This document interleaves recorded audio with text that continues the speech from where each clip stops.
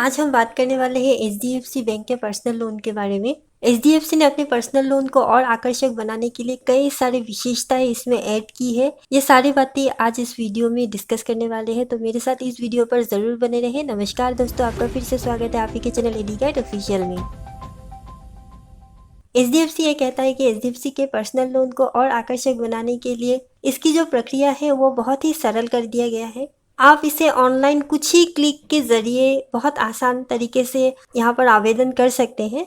विशेषताओं में ये कहा गया है कि आप यहाँ पर 1 मिनट के अंदर ही ऑनलाइन अपनी योग्यता, अपनी पात्रता यहाँ पर चेक कर सकते हैं। इसके साथ जो अच्छी बात है ये है कि अगर आप एक प्री अप्रूव यानी पूर्व अनुमोदित ग्राहक है तो आपको यहाँ पर सिर्फ 10 सेकेंड के अंदर ही एचडीएफसी पर्सनल लोन प्रोवाइड करा देता है।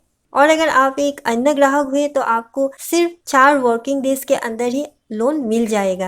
अगर इस तरह से देखा जाए तो यहाँ पर बहुत ही अच्छा ये फीचर्स ऐड किया गया है, क्योंकि अगर ऐसा हुआ तो लोगों को पहले की तरह बहुत ही मुसीबतें नहीं झेलनी पड़ेंगी, ना ही बैंक के बार बार चक्कर काटने पड़ेंगे। तो ये एक बहुत ही आसान और सरल प्रक्रिया बना दिया गया है सच में ही। यहाँ पर आपको पर्सनल लोन के साथ इंश्योरेंस भी दिया जा रहा है, जिसमें आपकी जो लोन राशि है उसके बराबर क्रेडिट शील्ड कवर भी दिया जा रहा है। और इसके साथ आपको 8 लाख रुपए का एक्सीडेंटल हॉस्पिटल कवर भी दिया जा रहा है। और यहाँ पर 1 लाख रुपए तक का एक्सीडेंटल डेथ कवर भी दिया जा रहा है, जिसमें दुर्घटनावश मृत्यु होने पर और स्वास्थ्य विकलांगता कवर भी यहाँ पर 1 लाख रुपए तक का दिया गया है। यानी कि आपको फुल प्रोटेक्शन दिया गया है, जिसमें 3 कवर दिया गया है और ये तीनों ही बहुत ही अच्छा कवर है। अगर लोन लेने के बाद किसी को कुछ हो जाता है तो उनका परिवार पूरी तरह से सुरक्षित है। पहले तो लोन पूरी तरह से रिकवर हो जाएगा। इसके साथ एक्सीडेंट होने के बाद अगर कोई हॉस्पिटलाइज भी होता है तो इसमें आपको 4 लाख रुपए मिल रहा है। और अगर किसी की मृत्यु हो जाती है या फिर कोई विकलांगता की समस्या हो जाती है तो ऐसे में उनको 1 लाख रुपए का कवर भी मिल रहा है। और इसकी जो प्रीमियम होगा एक बार ही आपको देना होगा, और ये प्रीमियम आपको जब भी लोन होता है उसकी जो लोन राशि है उसमें से ही काट लिया जाएगा। आपको टेंशन भी नहीं है कि आपको एक्स्ट्रा करके देना है, लोन राशि से ही काटा जाएगा और इसके साथ आपको पूरा कवर भी मिल रहा है। तो ये एक बहुत ही अच्छी बात है। मुझे भी ये थोड़ा सा अच्छा लगा, क्योंकि कोई भी लोन ले आपको इंश्योरेंस करना बहुत ही ज़रूरी हो जाता है। तो चलिए आगे की बेनिफिट जान लेते हैं। इसके साथ ही एचडीएफसी पर आपको पर्सनल लोन बैलेंस ट्रांसफ़र भी मिल जाता है।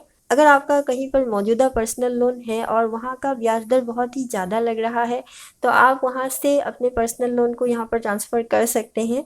और यहाँ पर उसके लिए आपको बहुत ही हाई प्रोसेसिंग फ़ी भी नहीं देना है। 3999 रुपीज़ प्लस जीएसटी यहाँ पे प्रोसेसिंग फ़ी आपसे लिया जाएगा। और अगर आप लोग बैलेंस ट्रांसफ़र करते हैं तो ऐसे में आपका जो ब्याज दर होगा वो 10.40% होगा। ब्याज दर की बात कर ही रहे हैं तो अभी फ़िलहाल यहाँ पर क्या ब्याज दर है जान लेते हैं। फिलहाल एचडीएफसी पर्सनल लोन का जो ब्याज दर है वो 10.5% से शुरू हो रहा है नया रेपो रेट आने के बाद। इसके साथ लोन राशि की बात करें तो आपको यहाँ पर 50,000 से 40 लाख रुपए तक का लोन मिल सकता है पर्सनल लोन।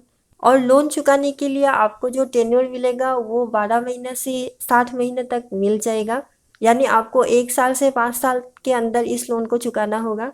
ये डिपेंड करता है कि आपकी लोन अमाउंट कितनी है। अगर आपकी लोन अमाउंट कम होता है तो हो सकता है ये आपको 5 साल के लिए ना मिले। एग्जाम्पल के लिए अगर आपने 50,000 ही लोन लिया है तो हो सकता है ये सिर्फ 12 महीने के लिए ही मिले। तो ये डिपेंड करता है कि आपकी लोन राशि कितनी है, उसके आधार पर ही आपका जो टेन्योर है वो निर्धारित किया जाएगा। लोन लेने के लिए आपकी एज मिनिमम 21 वर्ष और मैक्सिमम 60 वर्ष के भीतर होना चाहिए। ऐसा नहीं है कि आपको 60 इयर्स तक ये लोन मिल जाएगा। 60 इयर्स से पहले ही आपको लोन लेना होगा। 60 इयर्स तक आपको ये लोन चुकाना होगा।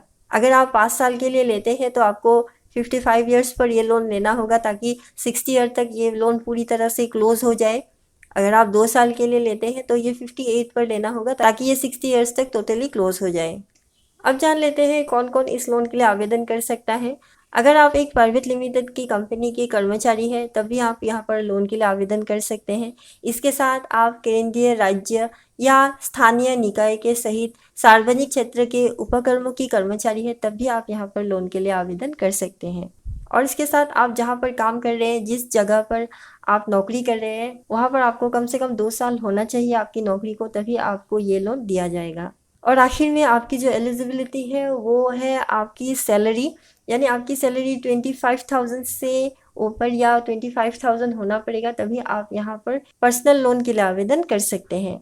फ़ी और चार्जेस की बात करें तो आपको यहाँ पर प्रोसेसिंग फ़ी के रूप में 2.50% आपके लोन अमाउंट का आपको देना पड़ेगा, जो मैक्सिमम 25,000 तक हो सकता है, और ये सैलरीड पर्सन के लिए है।